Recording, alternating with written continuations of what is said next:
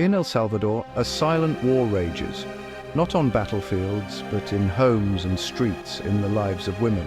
It's a war against their bodies, their freedom, their right to exist. To be born a woman here is to be born onto a battlefield. The dangers are often invisible. A cultural belief, a law that fails, a man who should protect but harms. El Salvador has one of the world's highest rates of femicide, the killing of women simply for being women. For every statistic, there's a stolen future, a daughter, a mother, a friend. But violence isn't just about death, it's about the daily fear of it. Imagine planning your day for safety, not convenience, dressing to avoid attention, knowing it may not matter. This is the exhausting reality for countless Salvadoran women. It's a mental burden as heavy as any chain. In this journey, we'll walk alongside these women, listen to their stories, and seek to understand the roots of this crisis. We'll explore the norms and loopholes that let violence flourish. Yet, even in darkness, there is light. Salvadoran women are fighting back, building networks of support, demanding change. Their courage is a testament to the human spirit. Their story must be told and heard. Stay with us. This is their reality, and it matters. Meet Anna, a composite of hundreds of Salvadoran women. She works in a textile factory, her day beginning before sunrise. Her first decision, how to stay safe on the way to work. Rival gangs control neighborhoods. Invisible borders can mean life or death. Anna's commute is a daily tightrope walk. On the bus, harassment is routine, crude remarks, unwanted touches, and silence from bystanders. Speaking up risks retaliation, so Anna endures in silence. At work, the threat continues. Supervisors demand favors. Complaints risk her job. She navigates every interaction, calculating the cost of survival. Her paycheck comes with a hidden price. After work, the journey home is even more dangerous in the dark. Anna walks quickly, keys in hand, calling someone just so her whereabouts are known. Her life is a series of strategic moves just to survive another day. This is not living, it's survival under siege. Anna's story is the story of a nation of women trapped in fear. Every day is a battle, every night is a victory if she makes it home. This is the reality for women across El Salvador. Their resilience is remarkable, but it should not be necessary. Violence against women in El Salvador is rooted in machismo, a culture where men dominate and women submit. This belief is taught at home, reinforced in schools, and glorified in media. When men feel challenged, violence becomes a tool to reassert control. The legal system offers little protection. Laws exist, but enforcement is weak. Reporting abuse means facing shame, bureaucracy, and often no real consequences for the abuser. Impunity thrives, and men act without fear of punishment. Poverty fuels the crisis. Economic hardship traps women with abusers with no means to escape. The legacy of civil war normalized violence, flooding streets with weapons and trauma. Gangs grew from post-war chaos, bringing brutality into homes. The aggression of war now targets wives and daughters. For Salvadoran women, the war never truly ended. Violence just changed its form. The roots run deep, but so does the will to resist. For many Salvadoran women, home is a prison, not a sanctuary. Domestic violence is rampant, hidden behind closed doors. Abuse starts small. Jealousy, criticism, control over money and movement. It escalates to isolation, threats, and eventually physical violence. Apologies and gifts follow, but the cycle always repeats. Women are told they're worthless, blamed for the abuse, and left feeling trapped.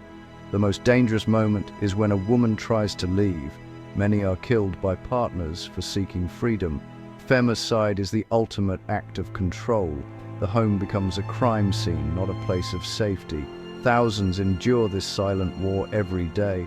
They are not just statistics. They are individuals fighting for survival. The cycle is devastating, but not unbreakable. Some find the strength to escape. Their stories are a call for change. No woman should fear her own home. The crisis spares no one, not even girls. Childhood is replaced by fear. Their bodies are seen as objects for control. In gang-dominated areas, girls are claimed as girlfriends, a form of sexual slavery. Refusal can mean death for them or their families. School is dangerous. Many drop out, losing their best chance for a better future. Early pregnancy is rampant, often the result of rape. El Salvador's total abortion ban means even rape victims must carry pregnancies to term.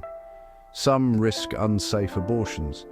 Others are jailed for miscarriages, accused of homicide.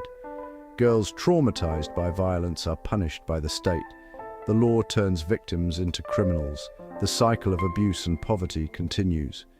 These are not isolated tragedies, they are systemic.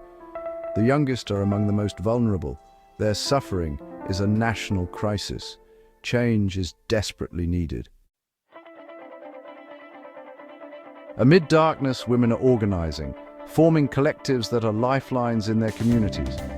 These groups begin in secret, sharing stories and realizing they are not alone. Collectives offer shelter, legal aid, and workshops on rights and self-defense. They build self-esteem and empower women to reclaim their lives. The work is dangerous. Activists face threats from gangs and criticism from society. Yet they persist, using art, theater, and social media to demand justice. Some start small businesses, giving women economic independence, the power to leave abusers.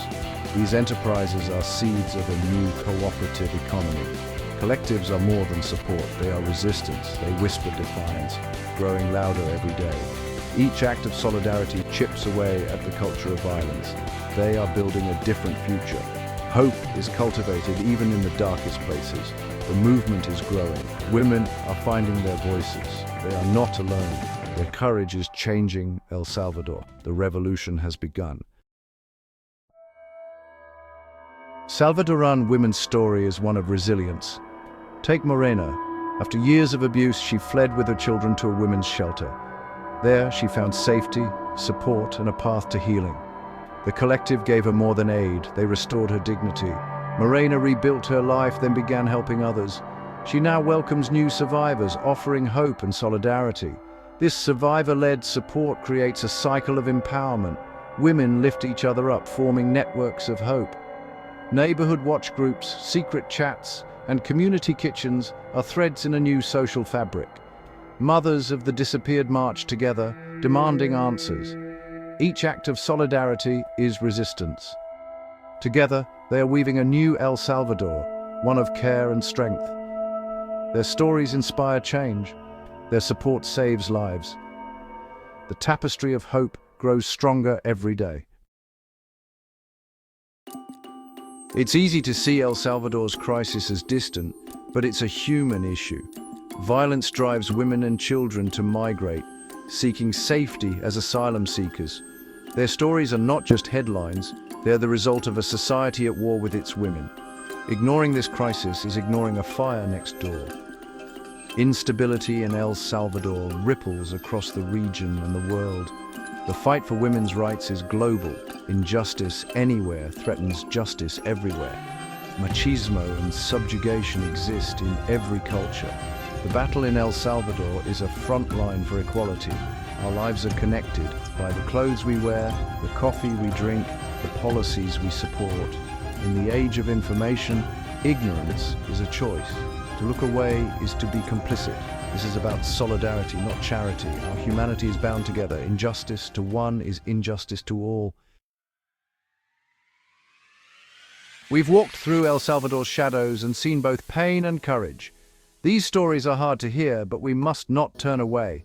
Your attention is action. Your witness is protest. You are not powerless. Your voice matters. Learn more, follow women's collectives, share their stories, amplify their voices, build a chorus that cannot be ignored. Support organizations on the ground, donate, advocate, demand policy change. Your actions, combined with others, create real change. The fight for Salvadoran women continues daily. Their resilience is a miracle, but they deserve safety, not survival. Stay engaged. Let their courage inspire you. By listening and speaking, you join their circle of support. You become a weaver of hope. Thank you for witnessing. Raise your voice for change. Together we can make a difference.